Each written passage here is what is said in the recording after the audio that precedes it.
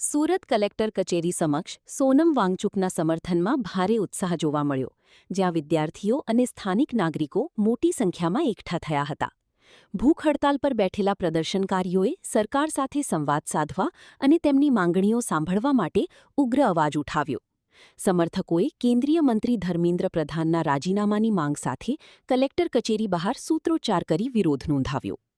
આ દરમિયાન પ્રદર્શનકારીઓએ સુરત કલેક્ટર મારફતે વડાપ્રધાન નરેન્દ્ર મોદીને આવેદનપત્ર મોકલી તાત્કાલિક યોગ્ય કાર્યવાહી કરવા રજૂઆત કરી.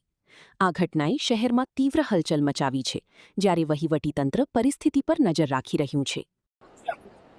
મારું નામ જાનવી દેસાઈ છે. આજે અમે સોનમ વાંગચુકજી અને જેટલા બી છોકરાઓ ત્યાં બેઠા છે હંગર સ્ટ્રાઇક પર 21 દિવસથી તેમના માટે પ્રોટેસ્ટમાં આવ્યા છે. અમે બસ એ જોઈએ છે કે ગવર્મેન્ટ એક ડાયલોગ કરે, એક વાતચીત શરૂ કરે સોનમ વાંગચુકજી સાથે અને બીજા છોકરાઓ સાથે, સીજેપી સાથે, કે જે બી આ ઇશ્યુઝ માટે અમે બેઠા છે, જે એજ્યુકેશનલ અકાઉન્ટેબિલિટીની વાત થાય છે, કે જે ગવર્મેન્ટ રિસ્પોન્સિબિલિટી નથી લેતું, કે આટલા બધા પેપર લીક થયા છે, કે આટલા બધા છોકરાઓની સુસાઇડ અટેમ્પ કર્યું છે એ લોકોએ આ બધી વસ્તુઓથી, તો એની બસ એક રિસ્પોન્સિબિલિટી ગવર્મેન્ટ લે, એક વાતચીત શરૂ કરે, એટલું જ જોઈએ છે. એટલે જ અમે બધા એમના પ્રોટેસ્ટના સપોર્ટમાં પણ આવ્યા છે.